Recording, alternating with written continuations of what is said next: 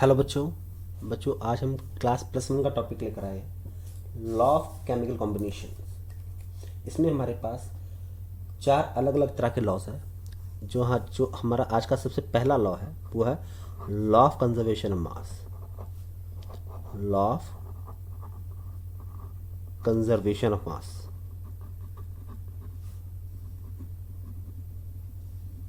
ये देखो, हमारे पास केमिस्ट्री में केमिकल कॉम्बिनेशन के 4 अलग अलग तरह के लॉ है।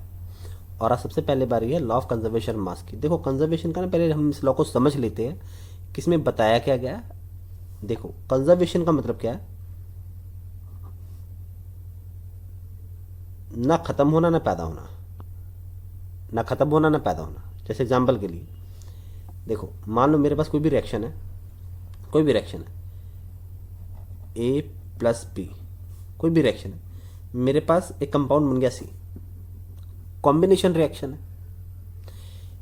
ये मेरे पास क्या है? रिएक्टेंट। ये क्या है मेरे पास? रिएक्टेंट। रिएक्टेंट। और ये क्या मेरे पास? प्रोडक्ट। प्रोडक्ट। अब देखो, ये लॉ मुझे क्या कहता है? ये लॉ क्या कहता है कि total mass of reactant, total mass of reactant, जितने भी रिएक्टेंट है, is equal to total mass of product, is equal to total mass of product. देखो, लॉ क्या कहता है कि मेरे पास कोई भी केमिकल रिएक्शन होती है, कोई भी फिजिकल चेंज होता है, तो रिएक्टेंट का जो मास होगा और जो प्रोडक्ट का जो टोटल मास होगा वो दोनों इक्वल होंगे।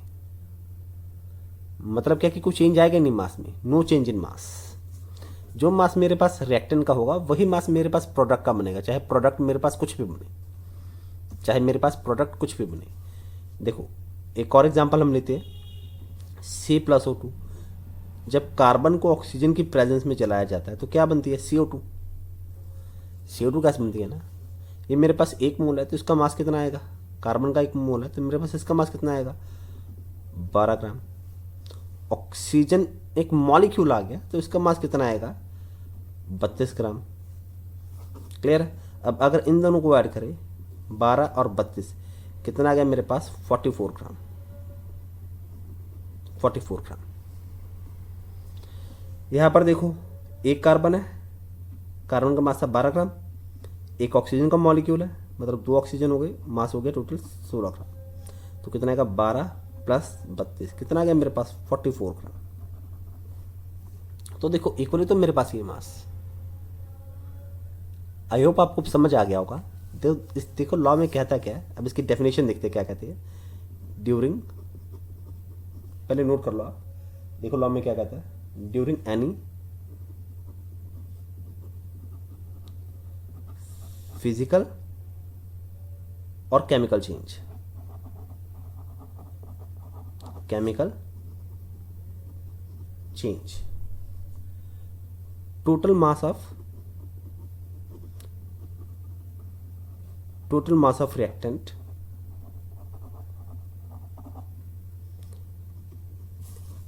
is equal to the total mass of product, is equal to the total mass of product। Clear है? ये मेरे पास इस लॉ की डेफिनेशन बनती है, law of conservation of mass की। ड्यूरिंग एनी फिजिकल और chemical change, total mass of reactant is equal to the total mass of product. Clear है? अब देखो, इस लॉ को ना हम क्वेश्चन से समझते हैं, जो क्वेश्चन बेसिकली एग्जाम में पूछे जाते हैं। टाइम बचाने के लिए बच्चों थोड़ा से करते, थोड़ा बुक यहाँ पर ले आते हैं ताकि हमारा टाइम बच जाए।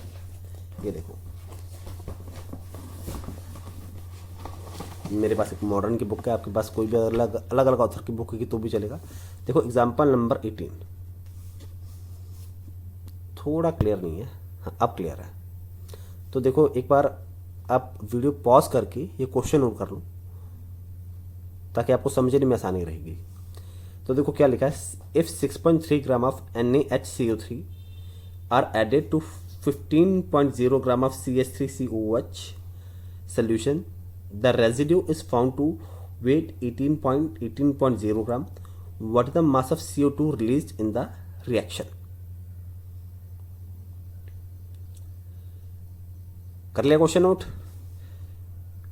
अब देखो, अब बोलोगे सर ने क्वेश्चन तो नोट कर लिया लेकिन हमें कुछ समझ में नहीं आया उसने क्या बोला क्या नहीं, सब ऊपर से निकल गया।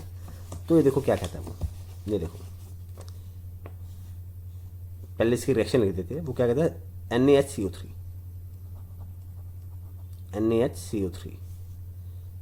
प्लस क्या मेरे पास एसिडिक एसिड है ethanoic acid CH3COOH।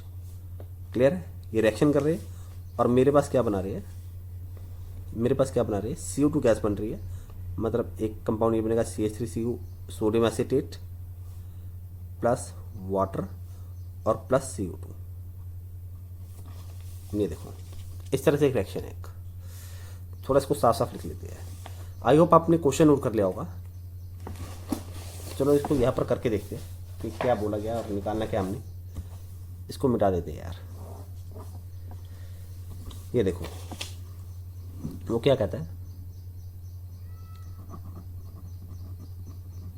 NaCO3 plus acetic acid CH3COH, इनको जब आपस में रिएक्शन करवाया तो मेरे पास क्या बन गया सोडियम एसीटेट प्लस H2O और प्लस CO2। ठीक है, अब सोडियम बाइकार्बोनेट जो है, सोडियम हाइड्रोजन कार्बोनेट, ये कितने ग्राम उसने लिया था, ये लिया था उसने 6.3 ग्राम।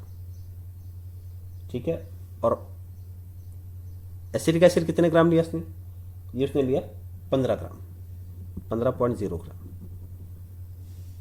ठीक है, ये जो रेजिड्यू मेरे पास है ये वाली, ये जो कंप्लीट रेजिड्यू बनी है ये वाली, ये मेरे पास बन गई है। इसको सर्कल कर देते हैं ताकि पता चल जाए। इनके अलावा CO2 गैस भी बन रही है, मतलब सोडियम एसिटेट और वाटर, ये इसके रेजिड्यू अलग बन गई और CO2 गैस बाहर निकल गई। ये जो मेरे पास रेजिड्यू बन रहे हैं ये मेरे पास बन रहे हैं 18 ग्राम की, 18 ग्राम। तो उसने पूछा जो CO2 मेरे पास बनी है ये कितने ग्राम में पैदा होगी। जो CO2 बनी है इसका हमने वेट निकालना है। जो CO2 हमारे पास बनी है हमने इसका वेट निकालना है। तो कोई मुश्किल नहीं, देखो याद रखो हमने पढ़ा था total mass of product, total mass of reactant. थोड़ा ऊपर कर लेते हैं, क्या पढ़ा था, टोटल मास ऑफ रिएक्टेंट किसके इक्वल है, टोटल मास ऑफ प्रोडक्ट की, टोटल मास ऑफ प्रोडक्ट। जो इनका टोटल मास है, इनका टोटल मास वो किसके आएगा, इनके टोटल मास के इक्वल आएगा। तो देखो ये आएगा, रिएक्टेंट का मास क्या है मेरे पास 6.3 प्लस 15.0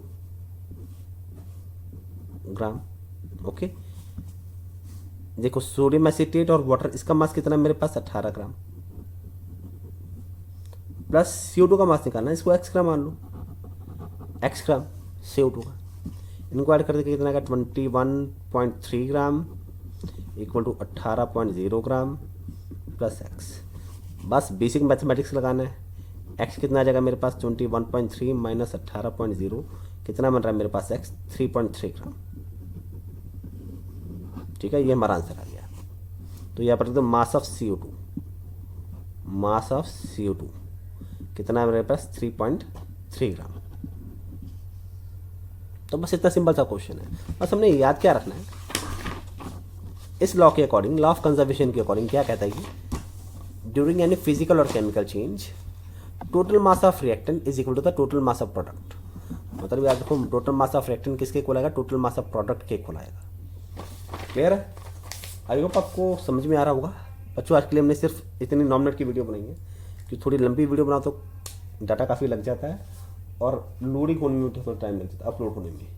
आपको वीडियो कैसा लगा, अच्छा लगा तो मुझे बताना कमेंट करके या कॉल करके। नंबर मेरा आप सबको पता है 9855982747, या व्हाट्सएप पे मैसेज कर सकते हो। अब बाकी के जो हमारे 4 लॉ रह गए हैं वो हम कल करेंगे, एक दिन में एक लॉ। थैंक यू बेटा।